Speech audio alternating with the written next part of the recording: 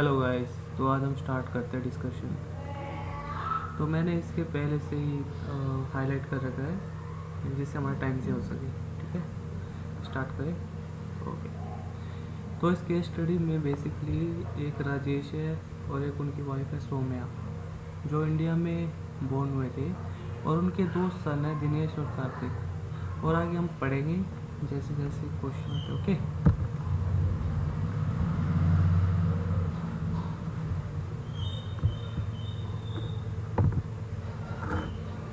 ये मैंने सारे हाईलाइट कर रखे कि कौन से पैराग्राफ में कौन सा क्वेश्चन छिपा हुआ है। चलो क्वेश्चन नंबर 1 देखते हैं। What is the residential status of Saumya? Saumya का रेजिडेंशियल स्टेटस क्या है 21-22 के लिए? तो देखते हैं हम सौम्या के लिए। ये पैराग्राफ रेलिवेंट है। देखो, for the previous year 2021 Saumya visited India from 3 October to 31 Jan. तो ये टोटल 4 महीने के लिए इंडिया में विजिट करती है। और जैसे हमने ऊपर पढ़ा था, ये बोर्न कहाँ हुए थे? इंडिया में हुए थे। इसके बाद आगे लिखा है, ये हर साल 1 महीने के लिए आती है मई में। ठीक है, मई में और आती है ये। और इसकी हाउस प्रॉपर्टी से इनकम है 40,000 रुपये पर मंथ। इसके अलावा म्यूनिसिपल टैक्सेस पेड करे हैं टेनेंट ने पे करे, तो हम इसको इग्नोर करेंगे। और इनकम है म्यूज़िक कॉन्सर्ट से 3 लाख रुपए और इंटरेस्ट से है 9 लाख रुपए इंडियन बैंक। तो गाइस बेसिकली 9 लाख यहाँ से आगे एफडी से, 3 लाख आगे म्यूज़िक से, और 40,000 लेट आउट करे 40 × 12 कर देंगे। तो इसकी इनकम आ रही है ओवरऑल, अगर आप देखोगे तो 12 ही हो गए, और 40 को मल्टीप्लाई करोगे 12 से, तो बेसिकली इसकी इनकम आ रही है इंडिया में more than 15 lakh. Okay, more than 15 lakh आ रही है। और ये इंडिया में देखो, इंडिया में 3 महीने यहाँ रही थी और 1 महीना यहाँ रही थी। तो बेसिकली ये टोटल 4 महीने इंडिया में रही थी। तो गाइस आपको अमेंडमेंट याद आ गया होगा, अगर कोई भी इंडियन सिटीजन और पर्सन ऑफ इंडियन ओरिजिन, और क्योंकि पर्सन ऑफ इंडियन ओरिजिन है, ओके, इसके माता पिता यहीं पे बोर्न हुए हैं क्योंकि ये भी यहीं पे पैदा हुए थे। तो और इनकी इनकम है 15 लाख से ज़्यादा इंडिया में, तो यहाँ पे अमेंडमेंट लगेगा अपना। तो इसको कैसे समझ कर लेना कि अगर 15 लाख रुपए से ज़्यादा इनकम इंडिया में ड्राइव होती है और 120 डेज और मोर इन प्रीवियस ईयर में अगर वो रेजिडेंट है, तो उसको हम मानेंगे resident but not ordinary resident. Okay, तो इसका आंसर पहले आएगा रेजिडेंट बट नॉट ऑर्डिनरी। बस यही था क्वेश्चन, बाकी आगे सिंपल ही है। Second question, what is the residential status of Dinesh and Kartik? तो ये सौम्य के 2 बेटे हैं। अब इनका देखना है दिनेश और कार्तिक का।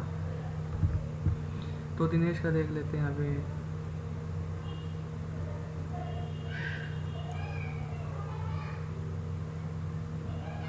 Dinesh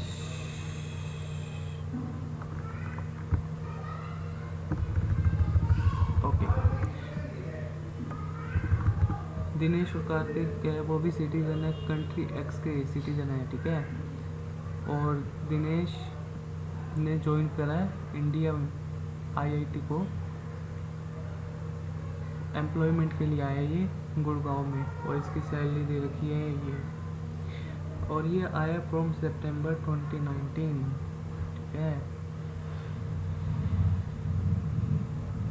Dinesh visit his parents in country x for 1 month. अब देखो बेसिकली इसने क्या करा है दिनेश 2015 से इंडिया में ही है, क्योंकि जॉब कर रहा है ना इंडिया में। तो 2015 से लेके अभी तक ये यहाँ पे इंडिया में है, और सिर्फ सितंबर में 1 महीने के लिए जाता है वो सिर्फ बाहर। ओके, इट मीन्स 11 मंथ तो यहीं पे रहता है ना इंडिया में। ओके,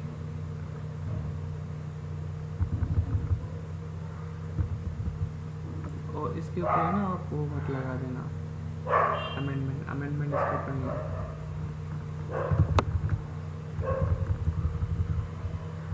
तो ये क्या होगा, ये तो रेजिडेंट हो गया भैया, और वो भी ऑर्डिनरी रेजिडेंट, क्योंकि इंडिया में पड़ा रहता है। तो कंडीशन क्या है, 182 डेज और मोर ना, तो ये है 180 डेज से ज़्यादा,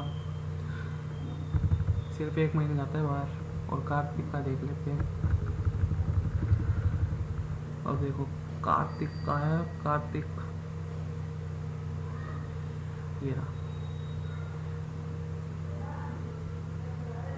कार्तिक कंट्री एक्स में ही रहता है, ठीक है। और ये कार्तिक अपन भैया बाहर का ही है, बेसिकली मैंने पढ़ रखे थे स्टडी, वो सिर्फ इंडिया में आता है, 1 महीने के लिए आता है Kartik.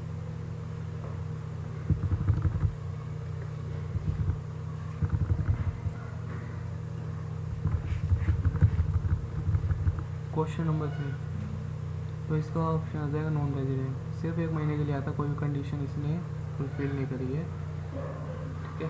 Question number 3, what is the total income of Dinesh chargeable to tax.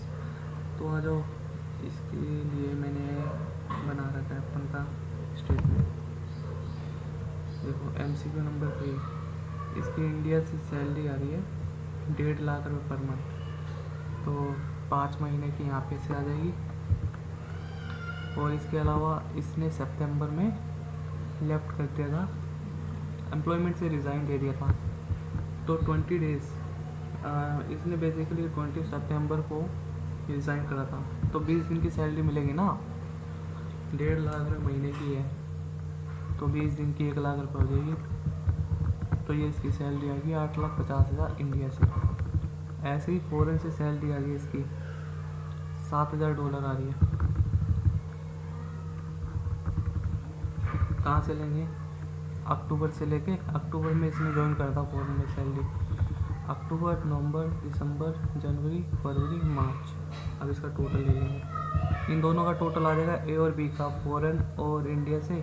अब स्टैंडर्ड डिडक्शन दे देंगे, बेसिकली इसकी इनकम आ जाएगी सैलरी से इतनी, और एफडी का इंटरेस्ट मिल रहा है 40,000, तो टोटल इनकम आ जाएगी इसकी। चलो एक बार दिखा देता हूँ तुम्हारे को।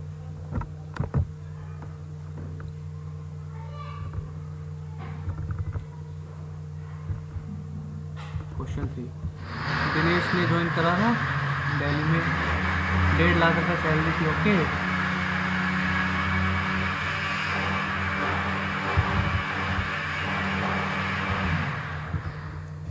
और इसने न्यूयॉर्क को ज्वाइन करा था, और रिज़ाइन इसने करा था इंडिया को 20 सितंबर, और यहाँ पे से इसकी आ रही थी न्यूयॉर्क को ज्वाइन करा था ना, अक्टूबर में ज्वाइन करा था, और 40,000 का इसका इंटरेस्ट इनकम आ रही थी।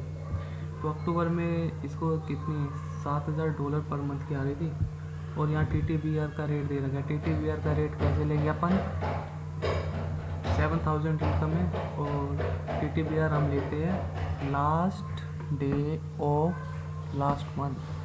जैसे इसने कब करा था, सितंबर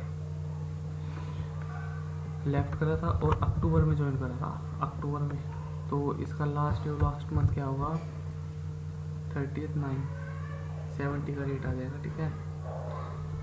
ऐसे ही खेलते रहोगे। देखो कैलकुलेशन में दिखाता हूँ, ये एग्जांपल भी दे रखा मैंने, last day of last month 70 को मल्टीप्लाई कर दिया 7,000 से, ओके। तो एक कैलकुलेशन देख लेना, समझ आ जाएगा। अब ऐसे ही मैंने MCQ नंबर 4 के लिए भी बना रखा है, total income of mister Kartik. Mister Kartik का तो बिल्कुल ही सिंपल है भाई। देखो सैलरी से इसकी इनकम आई थी दिसंबर 27 दिनों की, और जनवरी से मार्च तक की आ रही थी। इसकी मंथली सैलरी थी 99,200, ठीक है। मल्टीप्लाई बाई कर देंगे, 3 महीने की है। और दिसंबर में इसने ज्वाइन करा था, 4 दिसंबर से ज्वाइन करा था, तो 27 दिनों की सैलरी यहाँ पे आ जाएगी और बाकी 3 महीने की यहाँ पे आ जाएगी। ये 27 को कैसे कैलकुलेट, 92 27 दिनों की स्टैंडर्ड डिडक्शन टोटल इनकम आ गई। सिंपल है। लास्ट, और is residential status of Rajesh इनका कौन है, फादर बेसिकली मैं बताता हूँ तुम्हारे को, देखो फादर का क्या सीन है। Mister Rajesh visit India for 1 month every year, तो नॉन रेजिडेंट है और सिर्फ 1 महीने के लिए आता है ना। That's it.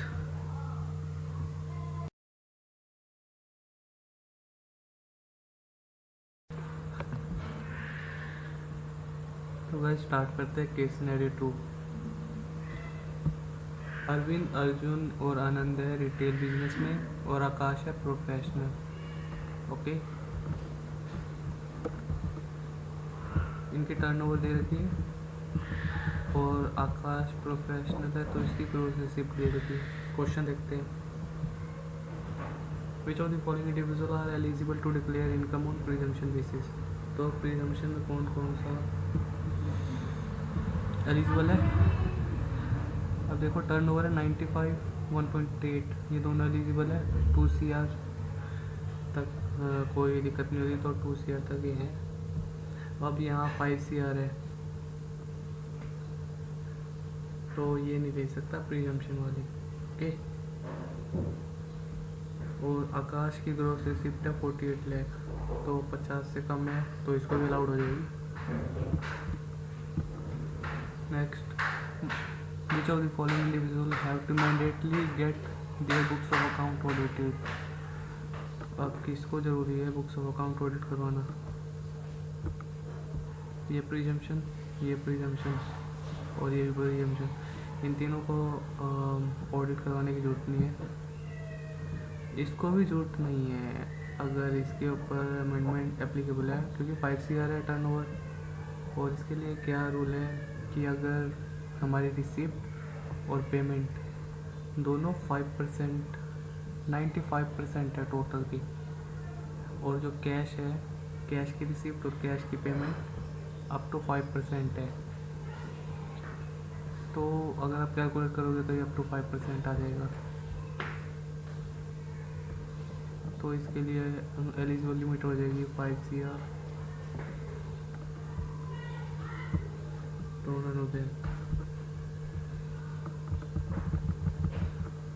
what is the amount of profit and gain of business chargeable to tax in the hands of Mr. Arvind, Arjun or Anand wish to make maximum tax saving without their books of account audited।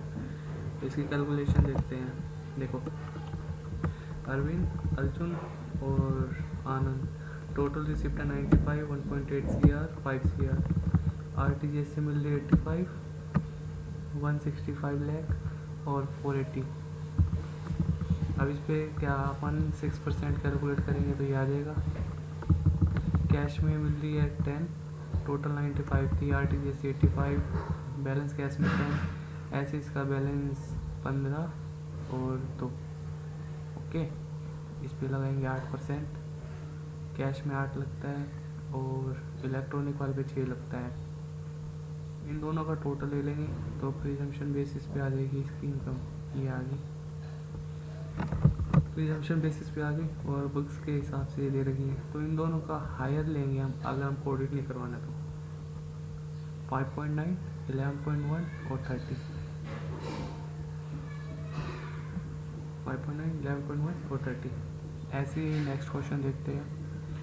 Question number 8 का answer करो।